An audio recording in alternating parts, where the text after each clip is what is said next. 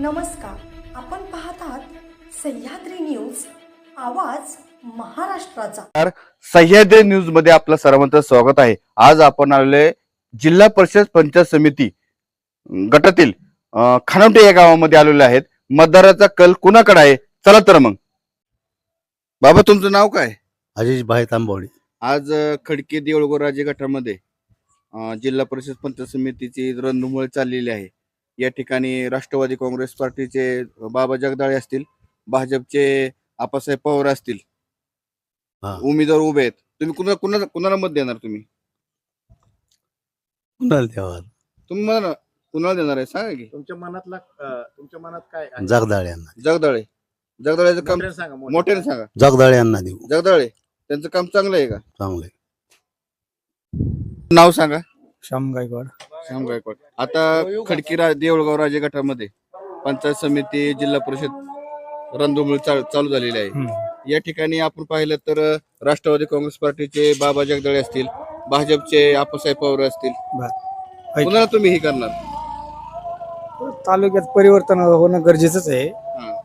आता आपासाहेब म्हणजे जगदाळे पाटलांचं कामकाज म्हणजे तालुक्यामध्ये बऱ्यापैकी आहे आणि म्हणजे स्थानिक गावचे ते समजा आमच्या खानोडा गावचे भाचे आहेत, त्याच्यामुळं खानोडा गाव पूर्ण त्यांच्या पाठीशी राहणार। खानोडा गावातनं त्यांना 100% मतदान होणार, त्यात काही वाद नाही। बाबा जगदाळेच का? बाबा जगदाळे यांना नवीन कार्यकर्ते धडाडीचे आहेत, ते त्यांना संधी दिली पाहिजे ना।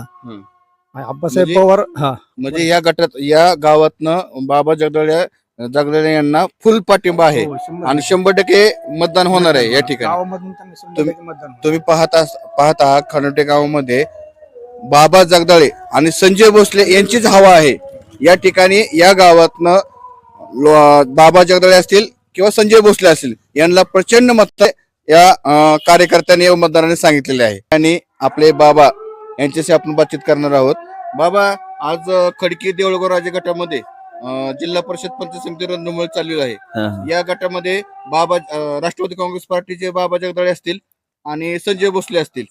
खानोटे गावचे युवा नेतृत्व राहुल पोटपुडे यांच्याशी आपण बातचीत करणार आहोत। नमस्कार।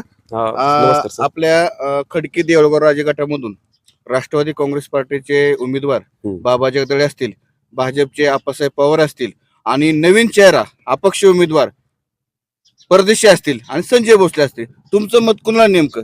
आमचं मत अपक्ष उमेदवार अमर परदेशी भैया यांना असेल। का अमर परदेशीच का? यंदा काहीतरी नवीन चेहऱ्याला असं योगदान असावं असं मला वाटतंय। एक दोन असं वाटतंय। हा, ते काम करतील का? योग्य काम करणार तो माणूस एकदम रिअल माणूस आहे आणि त्याला मला वाटतंय माणसांनी अमर भैयाला निवडून द्यावं अशी माझी इच्छा आहे।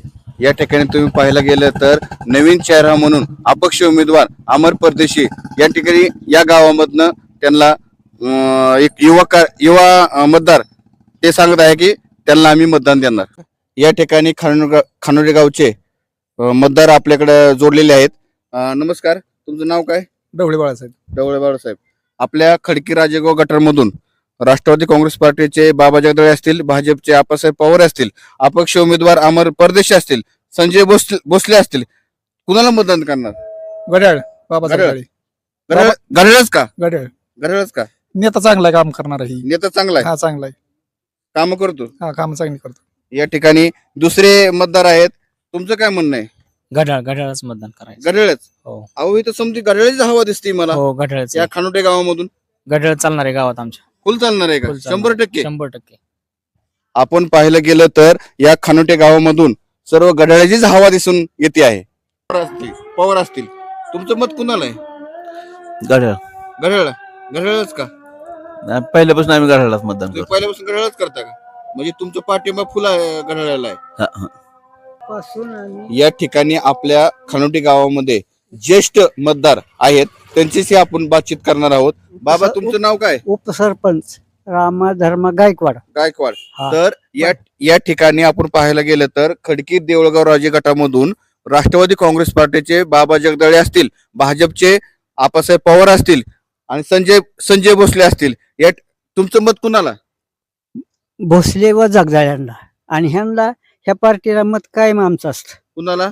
हे पवार साहेबांना घड्याळला. घड्याळ म्हणजे तुम्ही पाहता हे बाबा ज्येष्ठ मतदार आहेत, ते म्हणतात आम्ही घड्याळालाच मतदान करणार आणि प्रचंड मताने निवडून देणार. पहिल्यापासून आम्ही हा देणार मत प्रचंड मताने निवडून देणार. कुणाला?